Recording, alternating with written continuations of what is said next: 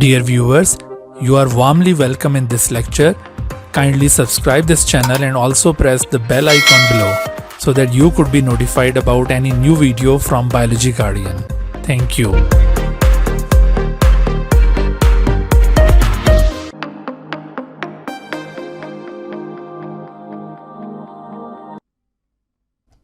बिस्मिल्लाहिर्रहमानिर्रहीम। रब्बिश्रह ली सदरी व यस्सिर ली अमरी वहलुल उक़दतम मिन लिसानी यफ़क़हू क़ौली। Hello, dear students, welcome to lecture number 4 of chapter number 26 of NBF Biology second year. This is part 2 of our previous lecture, that is cloning of gene by recombinant DNA technology, in which today, we are going to discuss the concept and role of molecular scissors. So, let's begin the lecture. हम अपने पिछले lecture में recombinant DNA technology का basic concept हासिल कर चुके हैं और आपको रिकॉम्बिनेंट डीएनए टेक्नोलॉजी के हवाले से फर्दर एक्सप्लेन किया था कि रिकॉम्बिनेंट डीएनए टेक्नोलॉजी में जो कंपोनेंट्स या टूल्स इस्तेमाल होते हैं उनमें gene of interest, molecular scissors, molecular carrier और वेक्टर, मॉलिक्यूलर ग्लू और एक्सप्रेशन सिस्टम शामिल है। हमने अपने लास्ट लेक्चर में जीन ऑफ इंटरेस्ट डिस्कस कर लिया था और जो different methods gene of interest को हासिल करने के लिए यूज़ किए जाते हैं उनको भी डिटेल के साथ डिस्कस कर लिया था। और मज़ीद कंपोनेंट्स जो रिकॉम्बिनेंट डीएनए टेक्नोलॉजी में यूज़ किए जाते हैं उनकी डिटेल हम आज के लेक्चर में हासिल करेंगे। बच्चों, आपको याद होगा कि जीन ऑफ इंटरेस्ट को हासिल करने के 3 डिफरेंट मेथड्स हैं और उनमें से एक आखिरी मेथड जो आपको बताया था डायरेक्ट क्लीवेज के तौर पर। डायरेक्ट क्लीवेज का मतलब है कि आप डायरेक्टली किसी ऑर्गेनिज्म के डीएनए से एक डिजायर्ड पीस ऑफ डीएनए को कट करके बाहर निकाल सकते हैं और फिर उसको आप मज़ीद यूज़ कर सकते हैं। तो इस पर्पज़ के लिए ख़ास किस्म के एंजाइम्स दरकार होते हैं जिनको मॉलिक्यूलर सीजर्स कहा जाता है। तो आज के लेक्चर में सबसे पहले हम ये मॉलिक्यूलर सीजर्स के बारे में डिस्कस करेंगे। मॉलिक्यूलर सीजर्स दरअसल ये ख़ास किस्म के एंजाइम्स को कहा जाता है और ये ख़ास किस्म के एंजाइम्स रेस्ट्रिक्शन एंडोन्यूक्लियेजेस कहलाते हैं।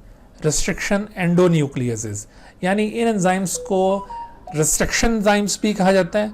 आमतौर पर ये रेस्ट्रिक्शन एंजाइम्स भी कहलाते हैं और इसके अलावा ये अगर इनके मोड ऑफ एक्शन के लिहाज से बात की जाए तो ये एंजाइम्स बुनियादी तौर पर एंडोन्यूक्लियेजेस की एक किस्म है। एंडोन्यूक्लियस टाइप के एंजाइम्स हैं। इन एंजाइम्स को रेस्ट्रिक्शन एंजाइम्स क्यों कहते हैं और एंडोन्यूक्लियेज क्लास से इनका ताल्लुक क्यों है, इनको एंडोन्यूक्लियेज क्यों कहा जाता है, इन दोनों रीजंस को यहाँ पे हमने आइडेंटिफाई करना है। शॉर्ट क्वेश्चन में आपसे ये बातें पूछी जा सकती हैं, इस वजह से आपकी तवज्जो यहाँ पर रहनी चाहिए इन दोनों क्वेश्चंस के हवाले से।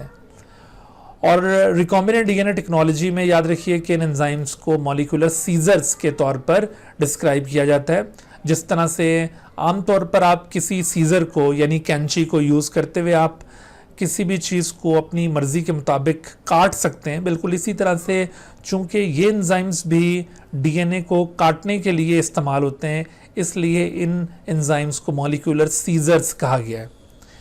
ये मॉलिक्यूलर सीजर्स जो कि रेस्ट्रिक्शन एंडोन्यूक्लियेजेस हैं, दरअसल जैसे आपको बताया कि these are the enzymes that cleave the phosphodiester bonds of the both strands of duplex DNA at specific sequences।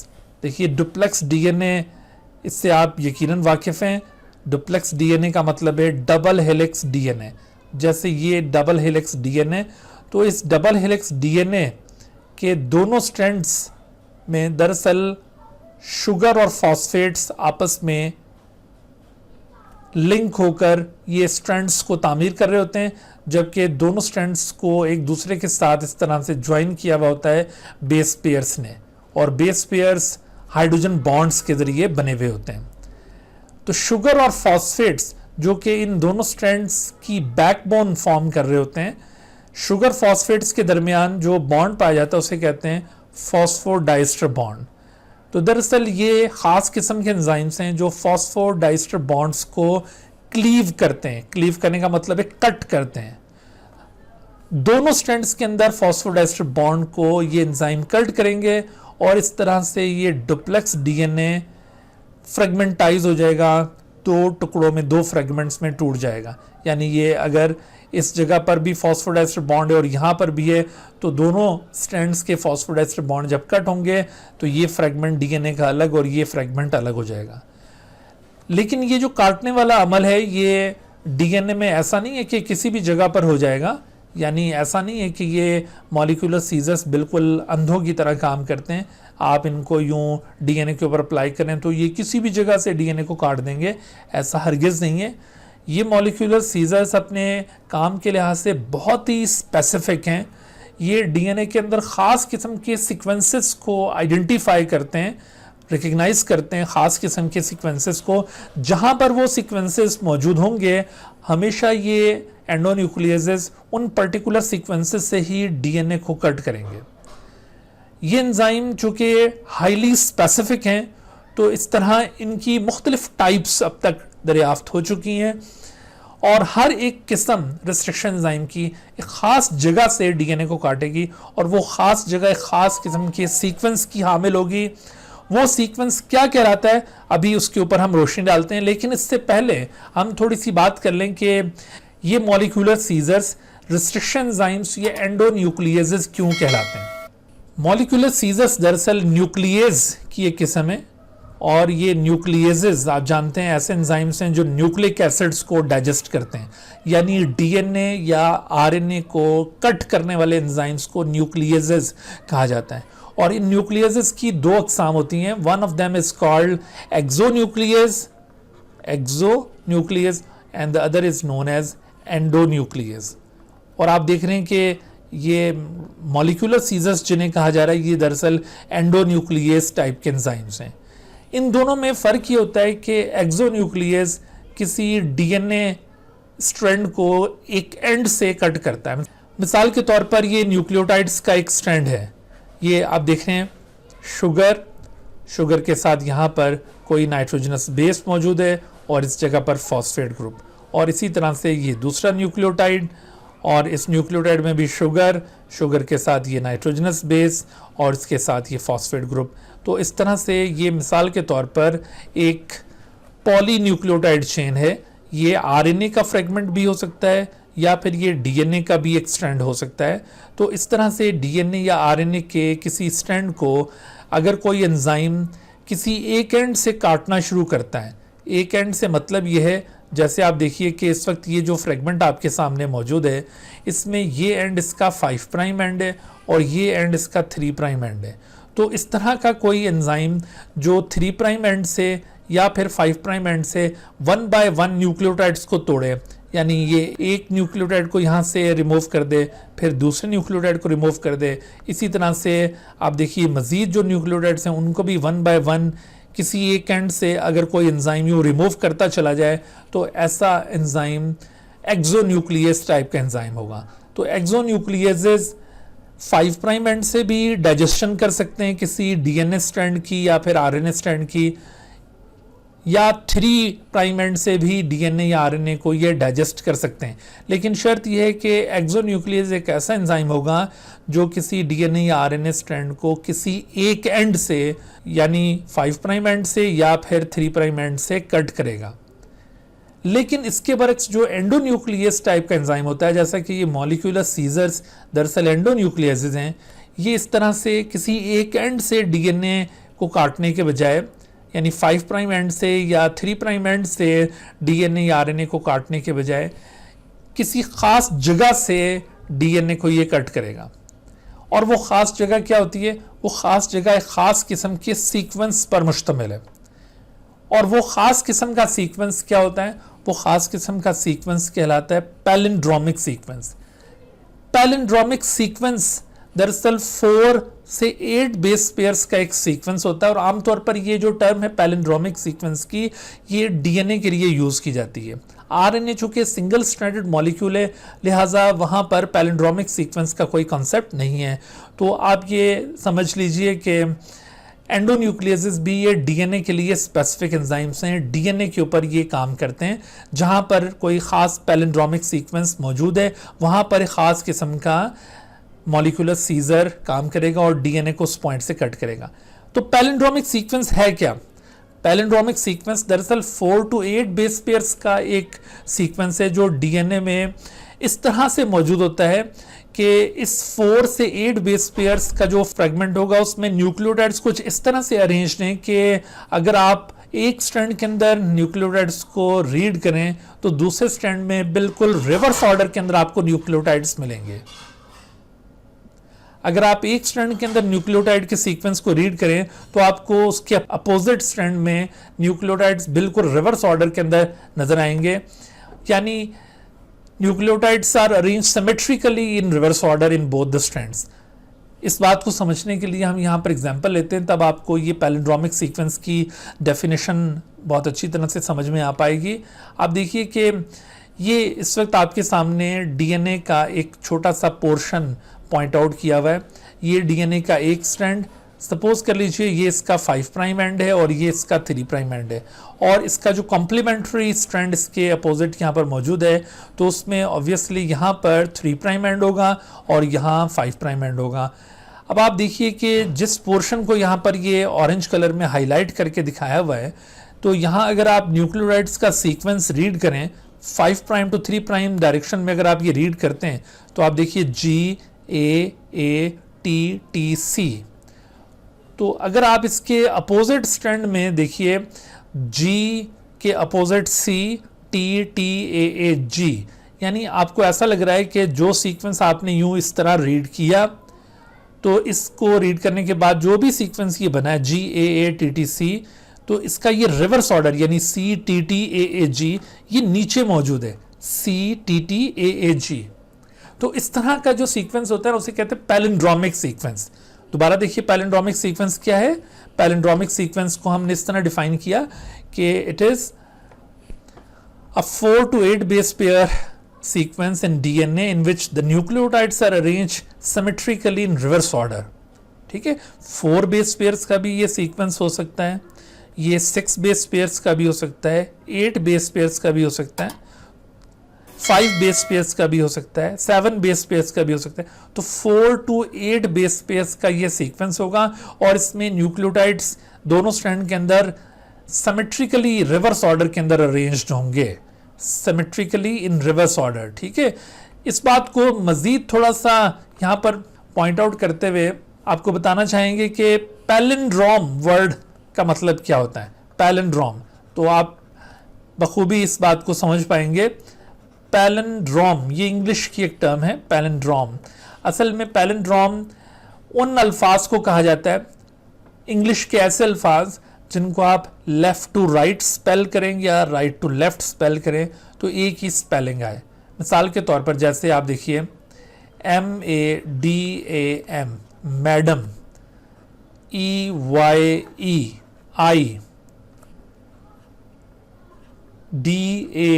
Dad.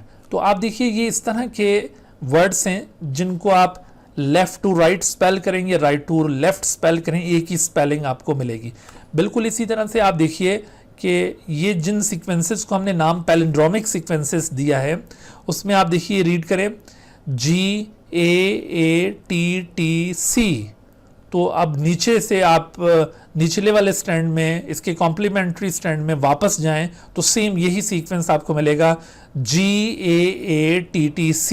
ठीक है, यानी जो सीक्वेंस आपने 5 प्राइम टू 3 प्राइम एक स्ट्रैंड के अंदर रीड किया है, अगर उसके बिल्कुल कॉम्प्लीमेंट्री भी 5 प्राइम टू 3 प्राइम वही सीक्वेंस मौजूद हो तो ये पैलिंड्रोमिक सीक्वेंस कहलाएगा। या फिर इसको दूसरे लफ्जों में यूं कह लें कि 4 to 8 बेस पेयर्स का ऐसा सेगमेंट जिसके अंदर न्यूक्लियोटाइड्स दोनों स्ट्रैंड्स के अंदर सिमेट्रिकली रिवर्स ऑर्डर के अंदर अरेंज्ड हों, यानी GAATTC और इसका जो रिवर्स ऑर्डर होगा CTTAAG। तो इस तरह से अगर ये सिमेट्रिकली रिवर्स ऑर्डर के अंदर ये न्यूक्लियोटाइड अरेंज है तो तब भी इसको पैलिंड्रोमिक सीक्वेंस कहा जाएगा। दोनों तरह से आप इसको कंसिडर कर सकते हैं। तो आई थिंक अब आपको पैलिंड्रोमिक सीक्वेंस का बखूबी अंदाजा हो गया है कि पैलिंड्रोमिक सीक्वेंस होता क्या है। जैसे इस वक्त आपको ये एक पैलिंड्रोमिक सीक्वेंस दिखाया गया GAATTC और इसके अपोजिट CTTAAG। इस पैलिंड्रोमिक सीक्वेंस को जो मॉलिक्यूलर सीजर रिकग्नाइज करता है उस मॉलिक्यूलर सीजर का नाम है EcoR1। EcoR1 क्यों नाम दिया जाता है ये भी आगे चलकर आपको बताते हैं। तो बहरहाल आप याद रखिए कि EcoR1 एक मॉलिक्यूलर सीजर है जो कि इस पैलिंड्रोमिक सीक्वेंस को रिकग्नाइज करता है। इसके अलावा और भी पैलिंड्रोमिक सीक्वेंसेस हो सकते हैं और उन पैलिंड्रोमिक सीक्वेंसेस को रिकग्नाइज करने के लिए और डिफरेंट मॉलिक्यूलर सीजर्स अवेलेबल हैं। पहली बार 1970 के अंदर 1970 में first restriction enzyme, first molecular scissor discover किया गया था जिसका नाम है EcoR1 और उसके बाद से लेकर अब तक कोई 400 से ज्यादा over 400 different restriction enzymes, different molecular scissors discover हो चुके हैं और हर एक मॉलिक्यूलर सीजर एक खास किस्म के पैलिंड्रोमिक सीक्वेंस को आइडेंटिफाई करता है और उस जगह से DNA को वो कट करता है। ठीक है, तो अब आपको ये बात तो समझ में आ गई है कि ये मॉलिक्यूलर सीजर एंडोन्यूक्लियस क्यों कहलाते हैं, क्योंकि ये DNA को किसी इंटरमीडिएट पॉइंट पर कट करते हैं। यानी ऐसा नहीं है कि DNA को ये किसी एक एंड से काटते हैं लाइक द एक्सोन्यूक्लियस। ऐसा एंजाइम जो DNA को किसी एक एंड से कट करेगा वो एक्सोन्यूक्लियस होगा और जो DNA को दरमियान में किसी इंटरमीडिएट पॉइंट पर किसी खास जगह पर कट करे वो एंडोन्यूक्लियस होगा। तो why molecular scissors are called endonucleases, तो इसका आप जवाब क्या देंगे? Because they cut the DNA from an intermediate point rather than from an end. ठीक है, 5 प्राइम एंड या 3 प्राइम एंड से कट करने के बजाय DNA को किसी इंटरमीडिएट पॉइंट से ये कट करते हैं, इस वजह से इनको एंडोन्यूक्लियस का नाम दिया जाता है।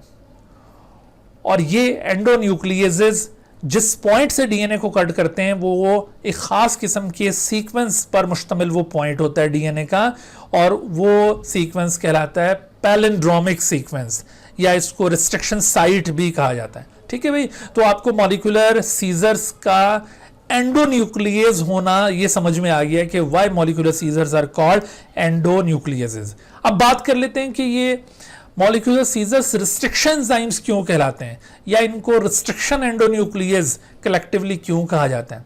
तो देखो, रिस्ट्रिक्शन एंजाइम कहने का मकसद दरअसल ये है कि पहली बार 1970 में जब ये एंजाइम डिस्कवर हुए थे तो ये एंजाइम बैक्टीरिया में आइडेंटिफाई किए गए थे। First time they were isolated from bacteria. और बैक्टीरिया में ये क्यों नेचुरली पाए जाते हैं? आमतौर पर आपको रिस्ट्रिक्शन एंजाइम बैक्टीरिया में ही मिलेंगे। मुख्तलिफ किस्म के बैक्टीरिया से अमूमन इनको आइसोलेट किया जाता है। तो बैक्टीरिया में ये क्यों पाए जाते हैं? दरअसल आपने फर्स्ट ईयर के कोर्स में ये पढ़ा होगा कि बैक्टीरिया के ऊपर सम टाइम कुछ वायरसेस का अटैक होता है और उन वायरसेस को बैक्टीरियोफेजेस कहा जाता है। बैक्टीरियोफेजेस की लाइफ साइकिल फर्स्ट ईयर के कोर्स में आपने यकीनन पढ़ी होगी। और जब कोई बैक्टीरियोफेज बैक्टीरियल सेल के ऊपर अटैक करता है तो बैक्टीरियोफेज बैक्टीरियल सेल पर अटैक करने के दौरान अपने न्यूक्लिक एसिड को बैक्टीरियल सेल में इंसर्ट कर देता है। ये इसका न्यूक्लिक एसिड और ये न्यूक्लिक एसिड यहाँ से अंदर इंसर्ट हो गया। जब ये बैक्टीरियोफेज का न्यूक्लिक एसिड बैक्टीरियल सेल में इंसर्ट हो जाता है तो दो पॉसिबिलिटीज आपने यकीनन पढ़ी हैं इसकी लाइफ साइकिल की। एक पॉसिबिलिटी तो ये है कि बैक्टीरियोफेज इस बैक्टीरियल DNA को डिस्ट्रॉय कर दें और लाइटिक साइकिल परफॉर्म करें। और दूसरी पॉसिबिलिटी आपने ये पढ़ी होगी कि बैक्टीरियोफेज DNA होस्ट DNA के अंदर इंसर्ट हो जाए, इनकॉर्पोरेट कर जाए और लाइसोजेनिक साइकिल परफॉर्म करें। तो ये दो तरह की लाइफ साइकिल्स आपने फर्स्ट ईयर के कोर्स में यकीनन पढ़ी हैं। बैक्टीरियोफेज किस तरह से बैक्टीरियल सेल में जाकर रेप्लिकेट करता है, तो इसकी रेप्लिकेशन की ये दो डिफरेंट साइकिल्स हैं, एक लाइटिक साइकिल और दूसरी लाइसोजेनिक साइकिल। लेकिन एक तीसरी पॉसिबिलिटी भी होती है, यानी हमेशा ऐसा नहीं होता कि बैक्टीरियोफेज जब किसी बैक्टीरियल सेल पर अटैक करेगा और अपना न्यूक्लिक एसिड अंदर इंसर्ट कर देगा तो हमेशा ऐसा नहीं होगा कि या तो लाइटिक साइकिल स्टार्ट हो या लाइसोजेनिक साइकिल स्टार्ट हो, बल्कि समटाइम ऐसा भी होता है कि बैक्टीरियल सेल के पास अपने डिफेंस के लिए कुछ एंजाइम्स मौजूद होते हैं और वो एंजाइम्स दरअसल यही एंडोन्यूक्लियस टाइप के एंजाइम्स हैं, मॉलिक्यूलर सीजर्स हैं। ये एंजाइम्स अगर फौरन हरकत में आ जाएं तो आने वाले बैक्टीरियोफेज को ये फौरन कट कर देंगे इसको डिस्ट्रॉय कर देंगे, डाइजेस्ट कर देंगे, फ्रेगमेंटाइज कर देंगे और इस तरह से बैक्टीरियोफेज डीएनए लाइटिक या लाइसोजेनिक साइकिल परफॉर्म नहीं कर पाएगा और इस तरह से बैक्टीरियोफेज का इन्फेक्शन बैक्टीरियल सेल के अंदर रिस्ट्रिक्ट हो जाएगा।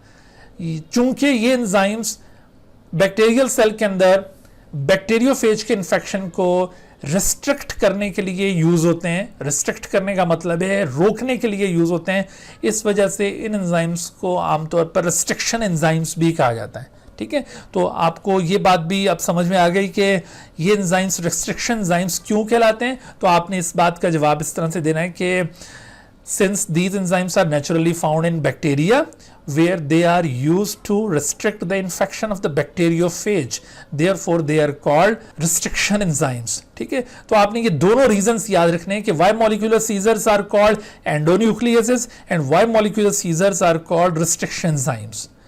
अच्छा, अब ये molecular seizures ये तो हमें समझ में आ गया कि मॉलिक्यूलर सीजर्स एंडोन्यूक्लियस टाइप के एंजाइम्स हैं, डीएनए को खास जगह से ये कट करते हैं, वो खास जगह एक खास सीक्वेंस की हामिल है।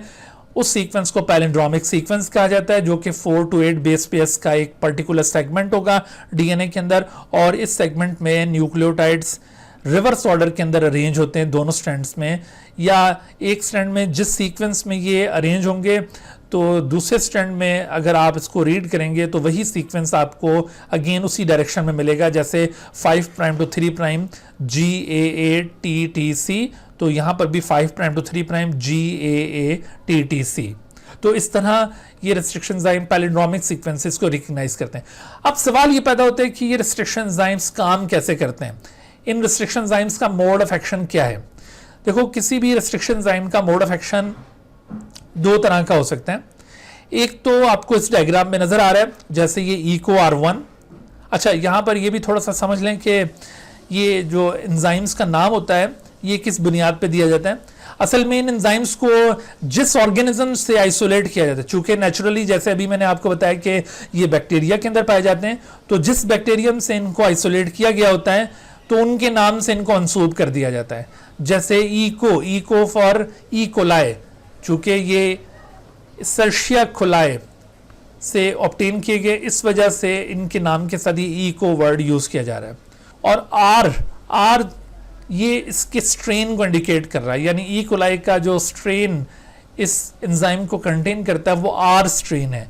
और 1 किस बात को इंडिकेट कर रहा है, 1 indicates the order of discovery, यानी इस बैक्टीरियम से इको आर से जो पहला एंजाइम आइसोलेट किया गया है वो ये है EcoR1। इसी तरह से यहाँ से जो दूसरा एंजाइम आइसोलेट किया गया होगा वो EcoR2 कहलाएगा। और जितने भी ये एंजाइम्स हैं, ये हर एक एंजाइम एक अलग पैलिंड्रोमिक सीक्वेंस को आइडेंटिफाई करता है और हमेशा उसी के ऊपर ये क्लीवेज कॉज करेगा, यानी उसी जगह से ये डीएनए को कट करेगा जहां पर वो पर्टिकुलर पैलिंड्रोमिक सीक्वेंस मौजूद होगा। ठीक है, अच्छा, अब आप देखिए कि मैं आपको बता रहा था कि रिस्ट्रिक्शन एंजाइम का मोड ऑफ एक्शन दो तरह का होगा, जैसा कि आपको EcoR1 की एग्जांपल में एक मोड ऑफ एक्शन नजर आ रहा है, अभी दूसरा मोड ऑफ एक्शन भी आपको एक और एग्जांपल में शो करते हैं। आप देखिए कि यहाँ ये जो एक स्ट्रैंड आप देख रहे हैं GGTC AGAATC, ये दरअसल आपको सिर्फ नाइट्रोजनस बेसिस दिखाई हैं। हकीकत में ये सिर्फ नाइट्रोजनस बेसिस नहीं होती, बल्कि नाइट्रोजनस बेसिस की अटैचमेंट होती है शुगर के साथ और शुगर के साथ फॉस्फेट ग्रुप भी मौजूद होता है। फिर इसी तरह से ये अगेन यहाँ पर शुगर और इधर फॉस्फेट ग्रुप इसका, और फिर ये इसके साथ भी ये शुगर और ये इसका फॉस्फेट ग्रुप। तो आप देखिए कि इस स्ट्रैंड के अंदर यहाँ पर ये शुगर फॉस्फेट ये बैकबोन बनती हुई दिखाई दे रही है, जो कि यहाँ पर हमने शो नहीं की हुई, लेकिन अंडरस्टूड है कि ये जो स्ट्रैंड है इसमें भी ये शुगर फॉस्फेट बैकबोन है और सिमिलरली ये शुगर फॉस्फेट बैकबोन इस जगह पर भी मौजूद है। ठीक है, ये शुगर और इस तरह से आप देखिए ये शुगर फॉस्फेट बैकबोन इस जगह पर भी मौजूद होगी। तो ये शुगर फॉस्फेट बैकबोन, इनके दरमियान जो बॉन्ड होते हैं वो दरअसल फॉस्फोडाइस्टर बॉन्ड्स होते हैं, फॉस्फोडाइस्टर बॉन्ड। अच्छा, उसके बाद आप देखिए कि ये जो दो स्ट्रैंड्स हैं ये आपस में कैसे जुड़े हुए हैं, ये आपस में जुड़े हुए by means of base pairs, यानी यहाँ पर G और C के दरमियान 3 हाइड्रोजन बॉन्ड्स मौजूद हैं जिनसे ये बेस पेयर फॉर्म हुआ है, और इधर भी 3 हाइड्रोजन बॉन्ड्स प्रेजेंट हैं, लेकिन यहाँ पर 2 हाइड्रोजन बॉन्ड्स हैं। आपने फर्स्ट ईयर में डीएनए का डिटेल स्ट्रक्चर पढ़ा होगा, उसमें आपको ये पैरामीटर्स डीएनए के याद होने चाहिए। तो बहरहाल आप ये याद रखिए कि जो भी रिस्ट्रिक्शन एंजाइम होगा वो हमेशा ये शुगर फॉस्फेट बैकबोन को कट करता है, और शुगर फॉस्फेट बैकबोन में चूंकि फॉस्फोडाइस्टर बॉन्ड है तो दरअसल रिस्ट्रिक्शन एंजाइम या मॉलिक्यूलर सीजर ये फॉस्फोडाइस्टर बॉन्ड को कट करते हैं। अगर आपसे पूछा जाए कि which bond is cleaved by molecular scissor, तो उसमें आपने ये याद रखना है कि phosphodiester bond is cleaved by molecular scissor, सही। जबकि ये जो दो स्ट्रैंड्स एक दूसरे के साथ जुड़े हुए हैं by means of base pairs, और बेस पेयर्स में कौन से बॉन्ड्स हैं? Hydrogen bonds. तो हाइड्रोजन बॉन्ड दरअसल एक इंट्रामोलिक्यूलर अट्रैक्शन है। ये बॉन्ड क्लीव करने के लिए किसी पर्टिकुलर एंजाइम की यहां पर जरूरत नहीं पड़ेगी, बल्कि ये बॉन्ड्स खुद ब खुद ब्रेक हो जाते हैं अगर फॉस्फोडाइस्टर बॉन्ड यहां से कट हो जाए। तो आप देखिए कि ये EcoR1 ये इस पॉइंट से, जहां पर ये डॉटेड लाइन आपको नजर आ रही है, यहां से फॉस्फोडाइस्टर बॉन्ड को कट करेगा, और दूसरी तरफ ये इस स्ट्रैंड के अंदर इसी पॉइंट से G और A के दरमियान फॉस्फोडाइस्टर बॉन्ड को कट करेगा, और दरमियान की ये जितने भी बेस पेयर्स हैं, जैसे ये 2 हाइड्रोजन बॉन्ड्स यहां पर, 2 हाइड्रोजन बॉन्ड्स यहां पर, 2 हाइड्रोजन बॉन्ड्स यहां पर, और 2 हाइड्रोजन बॉन्ड्स यहां पर, ये बॉन्ड्स खुद ब खुद ब्रेक होते चले जाएंगे, और इस तरह से ये आप देखिए कि ये दोनों फ्रेगमेंट्स एक दूसरे से जुदा हो जाएंगे। ये स्ट्रैंड यहां पर जुड़े हुए हैं, देखिए ये 3 hydrogen bonds, 3 hydrogen bonds, 2 hydrogen bonds, यहां पर भी ये 3 हाइड्रोजन बॉन्ड्स, 2 हाइड्रोजन बॉन्ड्स, और ये 3 हाइड्रोजन बॉन्ड। सिमिलरली यहां पर भी आपको ये 3 hydrogen bonds, 3 hydrogen bonds, 3 hydrogen bonds, 2, और ये यहां पर 3 और यहां पर 2। तो ये देखिए कि ये 2 फ्रेगमेंट्स एक दूसरे से जुदा हो गए। इन दोनों जुदा होने वाले फ्रेगमेंट्स में आपको इस फ्रेगमेंट का भी एक स्ट्रैंड इस तरह सिंगल स्ट्रैंडेड फॉर्म में यूं प्रोजेक्टेड नजर आ रहा है, और इस फ्रेगमेंट में भी एक स्ट्रैंड इस तरह से सिंगल स्ट्रैंडेड फॉर्म में बाहर की तरफ प्रोजेक्टेड नजर आ रहा है। In single stranded projected ends को कहा जाता है स्टिकी एंड्स। इन्हें क्या कहते हैं? Sticky ends. स्टिकी एंड्स क्यों कहा जाता है? क्योंकि अगर आप गौर कीजिए तो ये स्टिकी एंड और ये स्टिकी एंड ये दोनों एक दूसरे के कॉम्प्लीमेंट्री हैं। कॉम्प्लीमेंट्री यानी अगर इन दोनों को एक दूसरे के आमने सामने लाया जाए तो चूंकि ये कॉम्प्लीमेंट्री हैं तो ये पॉसिबिलिटी है कि इनके दरमियान हाइड्रोजन बॉन्ड्स दोबारा से रेस्टोर हो जाएंगे और ये दोबारा बेस पेयर बना लेंगे, आपस में दोबारा ये जुड़ जाएगा। लेकिन फॉस्फोडाइस्टर बॉन्ड खुद ब खुद नहीं बनेगा, हाइड्रोजन बॉन्ड्स तो खुद ब खुद बन जाएंगे, लेकिन फॉस्फोडाइस्टर बॉन्ड को दोबारा बनाने के लिए यहाँ पर एक और एंजाइम चाहिए होगा, वो आगे चलकर आपको भी बताते हैं। ठीक है, तो आपने बेटे याद रखना है कि ये स्टिकी एंड्स क्यों कहलाते हैं, क्योंकि ये एक दूसरे के कॉम्प्लीमेंट्री होते हैं और इन दोनों को एक दूसरे के आमने सामने किया जाए तो ये दोबारा से रीपेयर हो सकते हैं, इस वजह से इन्हें स्टिकी एंड कहा जाता है। तो मैं आपको बता रहा था कि ये मॉलिक्यूलर सीजर दो तरह का मोड ऑफ एक्शन रखते हैं। एक मोड ऑफ एक्शन तो ये है कि दोनों स्ट्रैंड्स में, ये जो दोनों कॉम्प्लीमेंट्री स्ट्रैंड्स हैं डुप्लेक्स डीएनए के, इन दोनों स्ट्रैंड्स में वो जो पैलिंड्रोमिक सीक्वेंस है उसमें बिल्कुल एक ही पॉइंट पर कट नहीं लगेगा, बल्कि यूं डिफरेंट पॉइंट्स के ऊपर कट लगेगा, और इन डिफरेंट पॉइंट्स के ऊपर कट लगने से जो फ्रेगमेंट्स प्रोड्यूस होंगे उनमें स्टिकी एंड्स आ जाएंगे। तो ऐसा कट जिसमें पैदा होने वाले फ्रेगमेंट्स में स्टिकी एंड्स प्रोड्यूस हो जाएं, ऐसे कट को कहते हैं स्टैगर्ड कट। स्टैगर्ड, तो ये एक मोड ऑफ एक्शन आप देख रहे हैं, स्टैगर्ड कट जिसमें बनता है।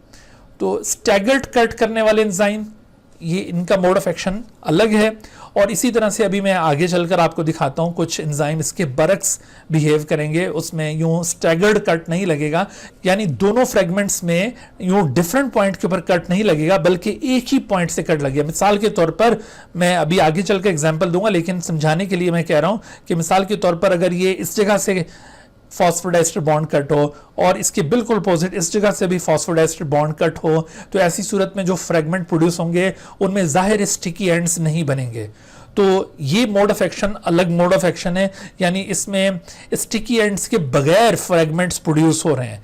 ठीक है, और ये जो मैंने मोड ऑफ एक्शन आपको बताया जिसमें फ्रेगमेंट्स में स्टिकी एंड्स प्रोड्यूस हुए हैं, तो इस तरह का कट स्टैगर्ड कट है जिसके रिजल्ट में पैदा होने वाले फ्रेगमेंट्स में स्टिकी एंड्स मौजूद है, और इसके बरक्स जो कट लगेगा एक ही पॉइंट से जिसमें दोनों स्ट्रैंड्स एक ही पॉइंट से कट होंगे, उस कट को कहा जाएगा ब्लंट कट, उसे ब्लंट कट कहेंगे।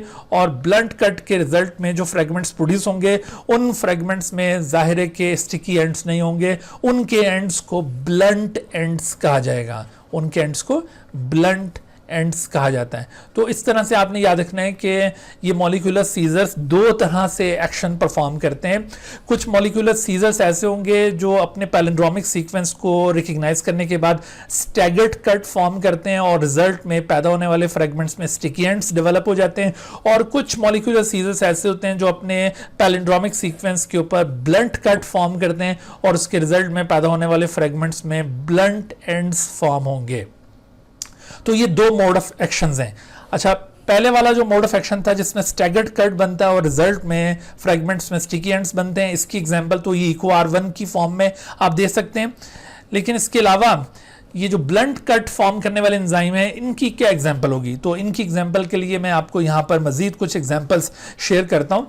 आप ये देखिए, ये एक पैलिंड्रोमिक सीक्वेंस है। अच्छा, यहाँ पर इस तरह के MCQs भी आ सकते हैं कि आपको यूं 4 ऑप्शंस में डिफरेंट सीक्वेंसेस यूं दिखाए गए हों, 4 to 8 बेस पेयर्स के सीक्वेंसेस, और आपको आइडेंटिफाई करने को कहा जाए कि which of the following is a palindromic sequence. तो आपको पैलिंड्रोमिक सीक्वेंस को आइडेंटिफाई करना होगा और वो बहुत आसान है। आपने बस ये याद रखना है कि एक स्ट्रैंड के अंदर जो सीक्वेंस आप रीड कर रहे हैं, तो नीचे वाले स्ट्रैंड के अंदर उसी सीक्वेंस का रिवर्स ऑर्डर मौजूद होना चाहिए।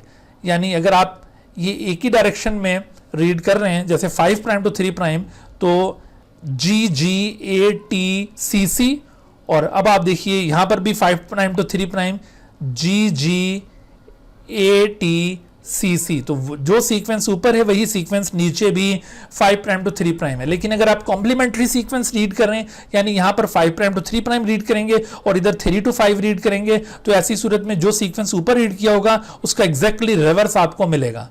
तो इस तरह से आप इजीली आइडेंटिफाई कर सकते हैं कि जो गिवन सीक्वेंसेस उनमें से पैलिंड्रोमिक सीक्वेंस कौन सा है। तो इस तरह के MCQs भी पूछे जा सकते हैं।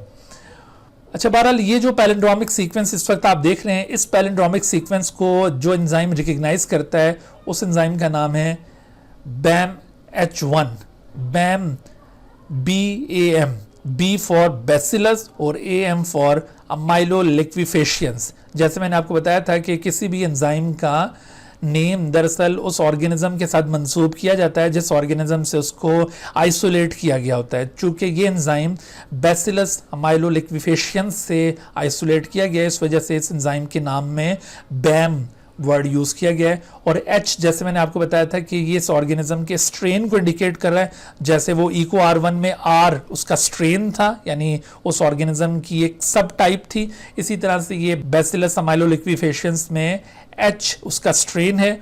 और 1 अगेन ऑर्डर ऑफ डिस्कवरी को इंडिकेट कर रहा है कि ये BAM-H1 बैसिलस अमाइलोलिक्विफेशन से हासिल करदा पहला एंजाइम है। और इसी तरह से जो इससे दूसरा एंजाइम आइसोलेट किया गया होगा उसको BAM-H2 कहा जाएगा। तो बहरहाल ये BAM-H1 एंजाइम इस पैलिंड्रोमिक सीक्वेंस को रिकग्नाइज करेगा।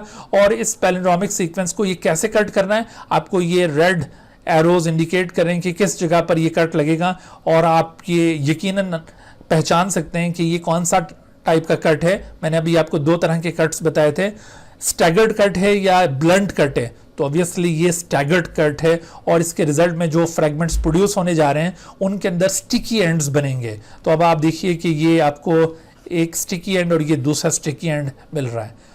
और इसी तरह से ये एक और आपको यहाँ पर पैलिंड्रोमिक सीक्वेंस दिखा रहे हैं।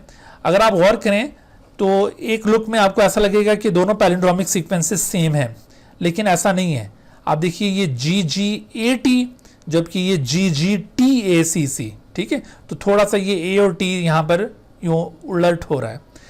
तो ये जो पैलिंड्रोमिक सीक्वेंस आप देख रहे हैं, इस पैलिंड्रोमिक सीक्वेंस पर जो कट फॉर्म होता है वो 2C के दरमियान ये कट फॉर्म हो रहा है, ठीक है, ये साइटोसिन वाले न्यूक्लियोटाइड्स, जबकि यहाँ पर दोनों G's के दरमियान ये कट फॉर्म हो रहा था। तो ये भी अगरचे स्टैगर्ड कट है, लेकिन इस स्टैगर्ड कट के रिजल्ट में जो फ्रेगमेंट प्रोड्यूस होंगे उनमें स्टिकी एंड्स पहले के मुकाबले में डिफरेंट आएंगे। इस पैलिंड्रोमिक सीक्वेंस को कौन सा एंजाइम रिकग्नाइज करेगा? तो इस पैलिंड्रोमिक सीक्वेंस को रिकग्नाइज करने वाला एंजाइम क्लेप्सिला निमोनी है, क्लेप्सिला निमोनी KPN1, ठीक है। तो KPN1 यानी यहाँ पर कोई सब टाइप नहीं है, इस वजह से वो सब टाइप R, H या A, B इस तरह से कोई अल्फ़ाबेट यहाँ पे नज़र नहीं आ रहा, ये डायरेक्टली KPN1। तो KPN stands for Klebsiella pneumoniae. तो आप देख रहे हैं कि हर एक रिस्ट्रिक्शन एंजाइम का जो पहला लेटर होता है वो लेटर उसके जीनस को इंडिकेट कर रहा होता है, बकाया 2 लेटर्स उसके स्पीशी को इंडिकेट कर रहे होते हैं, और उसके बाद जो एक कैपिटल केस में लेटर नज़र आता है वो उसकी सब टाइप को या स्ट्रेन को इंडिकेट करता है, और फिर जो नंबर आगे शो किया गया होता है वो ऑर्डर ऑफ डिस्कवरी को इंडिकेट करता है।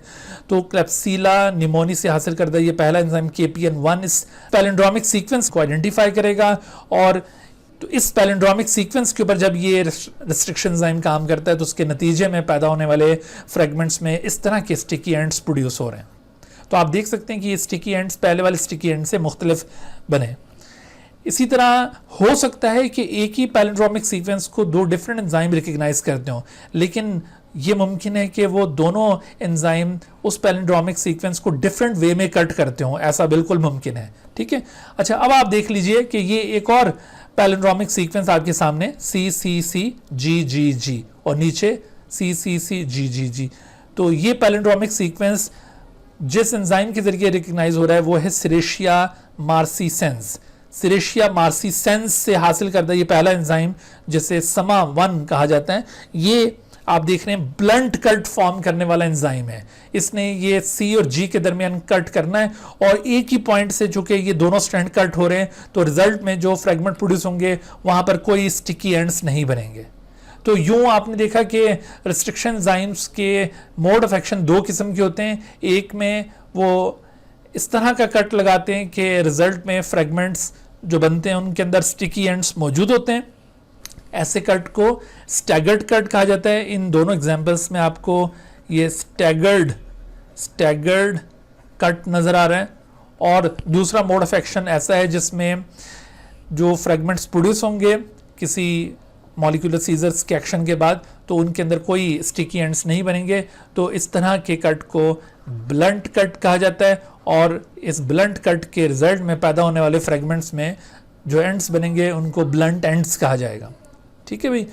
तो ये आपने मॉलिक्यूलर सीजर्स के बारे में काफ़ी डिटेल के साथ ऑब्जर्व किया। मॉलिक्यूलर सीजर्स के हवाले से सम टाइम कुछ MCQs इस तरह से भी पूछे जाते हैं। मिसाल के तौर पर अगर आपसे ये कहा जाए कि ये एक प्लाज्मिड DNA है, और इस प्लाज्मिड DNA में अगर मिसाल के तौर पर हम बात करते हैं EcoR1 की, EcoR1 एक रिस्ट्रिक्शन एंजाइम है, और इस रिस्ट्रिक्शन एंजाइम की जो रिस्ट्रिक्शन साइट्स हैं यानी पैलिंड्रोमिक साइट्स वो अगर इस प्लाज्मिड के अंदर 5 डिफरेंट पॉइंट्स के ऊपर मौजूद हैं, तो आपसे सवाल ये पूछा जाएगा कि EcoR1 से जब आप इस प्लाज्मिड DNA को कट करते हैं, इस प्लाज्मिड DNA को अगर कंप्लीटली डाइजेस्ट करते हैं तो ऐसी सूरत में कितने फ्रेगमेंट्स प्रोड्यूस होंगे। आप याद रखिए कि कंप्लीट डाइजेशन या कंप्लीट कट होने का मतलब यह है कि जितनी भी साइट्स होंगी उस एंजाइम की, हर उस साइट से DNA कट होगा और रिजल्ट में फ्रेगमेंट्स बनेंगे। तो आप देखिए कि EcoR1 से अगर आप इस प्लाज्मिड को कट करते हैं और टोटल अगर 5 पॉइंट से ये कट लगता है तो ऐसी सूरत में कितने फ्रेगमेंट्स बनेंगे। तो ऐसी सूरत में फ्रेगमेंट्स की तादाद जितने पॉइंट से ये DNA कट होगा उतने ही फ्रेगमेंट्स प्रोड्यूस होंगे, यानी एक फ्रेगमेंट, ये दूसरा फ्रेगमेंट, ये तीसरा, ये चौथा और ये 5वां। लेकिन अगर ऐसा ही सवाल किसी यूकैरियोटिक DNA के मुतालिक पूछा जाए, यानी ये एक यूकैरियोटिक DNA, यूकैरियोटिक DNA का मतलब एक लीनियर DNA, लीनियर DNA है तो ये भी डुप्लेक्स DNA लेकिन ये यूं स्ट्रेट होता है, और जबकि जो बैक्टीरियल DNA जैसे कि प्लाज्मिड वो इस तरह से सर्कुलर मॉलिक्यूल होता है। तो अगर एक यूकैरियोटिक DNA के बारे में ऐसा ही क्वेश्चन पूछा गया है कि इस यूकैरियोटिक DNA में 5 डिफरेंट साइट्स हैं EcoR1 की, और अगर इस यूकैरियोटिक DNA को कंप्लीटली डाइजेस्ट किया जाता है इस EcoR1 से तो कितने डिफरेंट फ्रेगमेंट प्रोड्यूस होंगे। तो आपने याद रखना है कि अब जितनी साइट से ये कट होगा उससे एक ज़्यादा फ्रेगमेंट बनेगा। जैसे एक फ्रेगमेंट ये, एक ये, एक ये, एक ये, एक ये और एक ये, तो 5 साइट्स थी तो 6 फ्रेगमेंट्स बने, यहाँ पर 5 साइट्स थी तो 5 फ्रेगमेंट्स बने। तो ये क्वेश्चन इस तरह के MCQs में पूछे जाते हैं। समटाइम ये परेशान करने के लिए साथ इंफॉर्मेशन में सवाल के अंदर इस तरह से भी आपको दिया जा सकता है कि एक ऐसा eukaryotic DNA which consist of 1000 base pairs, आपको यहाँ पर कंफ्यूज करने के लिए उस यूकैरियोटिक डीएनए के बेस पेयर्स बता दिए गए हैं। तो इस तरह का डीएनए जो 1000 बेस पेयर पर मुश्तमिल है, इस 1000 बेस पेयर पर मुश्तमिल यूकैरियोटिक डीएनए में अगर EcoR1 की 5 साइट्स मौजूद हैं तो ऐसी सूरत में कंप्लीट डाइजेशन के बाद कितने फ्रेगमेंट्स बनेंगे? तो आंसर के अंदर 1000 भी आंसर गिवन होता है। तो बच्चे परेशान हो जाते हैं कि कंप्लीट डाइजेशन की बात हो रही है तो फिर हो सकता है कि 1000 फ्रेगमेंट बनेंगे। ऐसा नहीं है, आपने याद रखना है कि ये हर उस जगह से, ये एंजाइम हर उस जगह से डीएनए को कट करेगा जिस जगह पर इसका पैलिंड्रोमिक सीक्वेंस मौजूद है। और चूंकि पैलिंड्रोमिक सीक्वेंस सिर्फ 5 पॉइंट्स पर मौजूद है, लिहाजा 6 फ्रेगमेंट्स पॉसिबल हैं, इससे मजीद ज्यादा फ्रेगमेंट्स पॉसिबल नहीं है। तो इस तरह के क्वेश्चंस ये रिस्ट्रिक्शन एंजाइम्स के हवाले से पूछे जाते हैं, इनके ऊपर आपकी तवज्जो होनी चाहिए। इसके अलावा शॉर्ट क्वेश्चन में आपसे ये किसी रिस्ट्रिक्शन एंजाइम का मोड ऑफ एक्शन पूछा जा सकता है, तो उसमें आप ये EcoR1 का मोड ऑफ एक्शन याद रखिए। EcoR1 का मोड ऑफ एक्शन आप दे सकते हैं, या फिर इसके अलावा इनमें से भी किसी का मोड ऑफ एक्शन भी आप दे सकते हैं। Dear viewers, thank you for watching this video. If you have not subscribed this channel, kindly subscribe it and also press the bell icon below so that you could be notified about any new video lecture from Biology Guardian. And also do not hesitate to ask any question regarding this lecture. My contacts are shown on the screen. Thank you once again.